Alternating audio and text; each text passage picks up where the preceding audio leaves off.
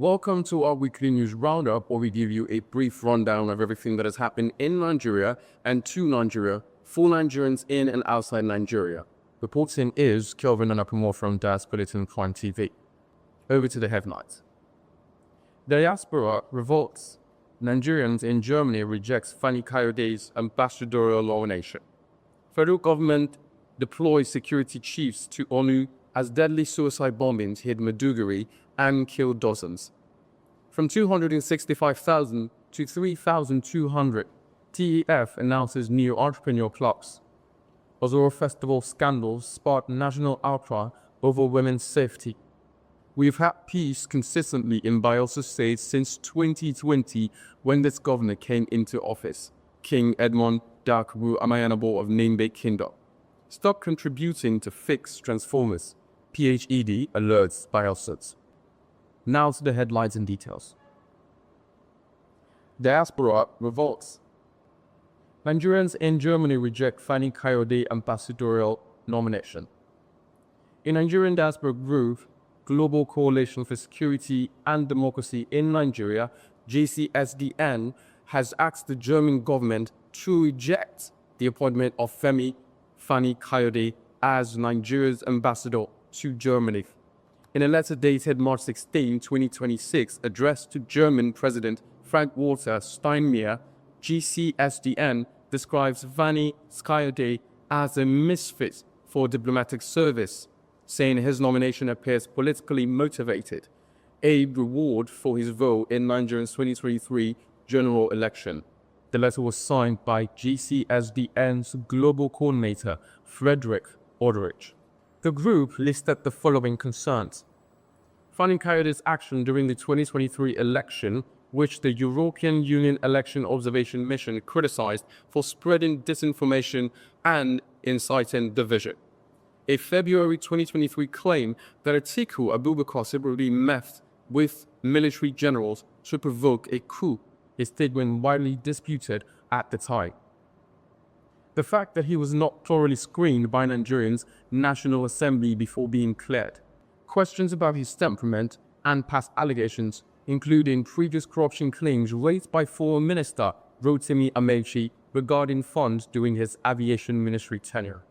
The group said Germany should decline the posting due to diplomatic, security, political and administrative concerns.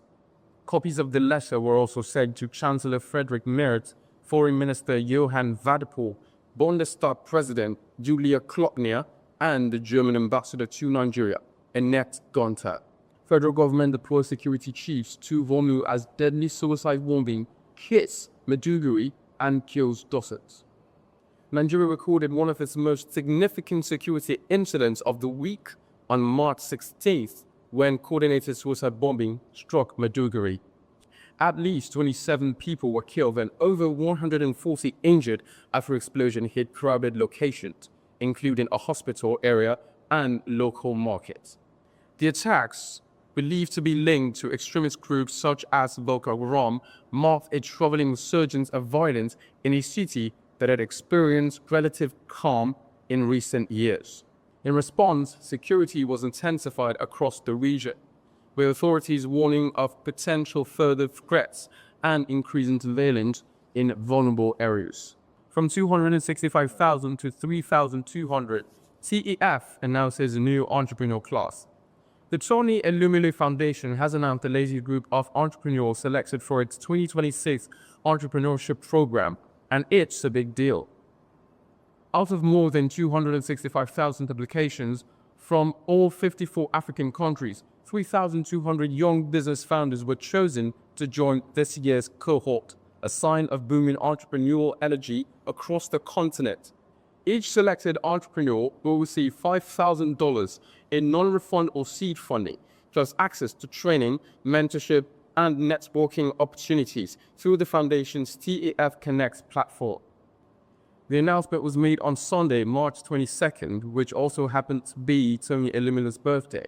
In posts on social media, Elumelu, founder of the program, reminded the new cohort that they were chosen for the resilience and vision, not because the paths were easy, and encouraged them to build businesses that can transform local economies. The total direct funding for this year's cohort is about $16 million, with a strong showing of women founders, nearly half of those selected, particularly in sectors like agriculture, artificial intelligence, healthcare, and the green economy. The program is now in its 12th year and is part of Elumelu's ongoing effort to boost Africans' entrepreneurship and economic growth across the continent. Ozoro Festival scandal sparks national outcry over women's safety.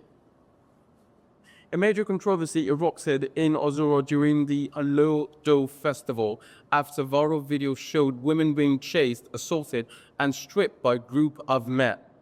The incident, which occurred during a restricted period of the festival, has sparked nationwide outrage, with many Nigerians describing it as a gross violation of human rights and questioning the role of tradition in modern society. While some community leaders insist the festival is historically a cultural and fertility rite that requires women to remain indoors at certain hours, critics argue that the actions seen in the videos go far beyond tradition and amount to outright abuse.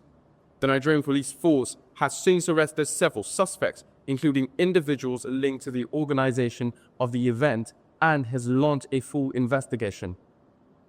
Reacting to the incident, Oluremi Tinubu condemned the act, describing them as barbaric and calling for accountability. The development has reignited national conversations around cultural practices, women's safety, and the need for stronger community-level regulations to prevent abuse under the guise of tradition. We've had peace consistently in Bayelsa State since 2020 when this governor came into office, King Edmond Dakuru Awayanabo of Nembe Kingdom. His Eminence, King Edmond Dakuru Mingi XII Awayanabo of Nembe Kingdom and former Minister of the State for Petroleum Resources, has praised the leadership and development strides in Bayelsa State under Governor Doyediri over the past 6 years. Speaking in an interview with A Short Prosperity magazine, the 82-year-old monarch highlighted the peace and stability the state has enjoyed since 2020, noting that such atmosphere has been crucial for development. For the past 6 years, we have had peace continuously in Bayelsa State since the governor came into office, he said, emphasizing that peace has always been Governor Diri's first and last option. Dakuru also commended the Nembe Grass Road project, calling it transformative for the riverine communities. He described the road as a unifying project, easing movement, boosting safety, and reducing the influence of sea pirates on local business. He personally visits the ongoing project regularly and is optimistic about its completion, saying it represents a milestone in connecting Nembe and Brass communities. Reflecting on Bayelsa's 30-year history, Dakuru credited past and present leadership for progress in infrastructure, education, and general development, while noting the importance of maintaining peace and sustain these gains. He also applauded the Unity Bridge project, which has eased communication between sisters' community. The monarch concluded that whoever succeeds Governor Diri will inherit both the challenge of sustaining infrastructural growth and the responsibility to preserve the peaceful environment that is now defines Bayelsa. Stop contributing to fixed transformers. PHED alerts Bayelsans. The Bosarkot Electricity Distribution Company, PHED, has cautioned residents of Bayelsa State against contributing money to repair faulty transformers. At the recent first stakeholder meeting with the Bayelsa Electricity Regulatory Agency, BIROT, PHED officials emphasized that transformers maintenance and repairs are the responsibility of the distribution company. They noted that community contribution, while well-intended, are not required and could complicate service accountability. PHED advised that consumers experiencing transformer faults should report issues directly to the company. Alternatively, complaints can be forwarded to BIROT, which will ensure PHED addresses the repair promptly. The company explained that relying on residents to fund repairs undermines proper electricity management and will affect service quality. By reporting faults through official channels, residents not only protect themselves from unnecessary expenses, but also hold the distribution company accountable for consistent maintenance. This guidance forms part of the ongoing efforts by PHED and BIRA to improve electricity service delivery in the state, ensuring transparency, accountability, and efficiency in the management of the power network. And that's it on today's news roundup. Stay connected and stay tuned as we bring in more specially curated updates on things happening in Nigeria and to Nigeria for Nigerians in Nigeria and outside Nigeria. Reporting directly from Bulletin Tribe TV, I am Kelvin Lakuo.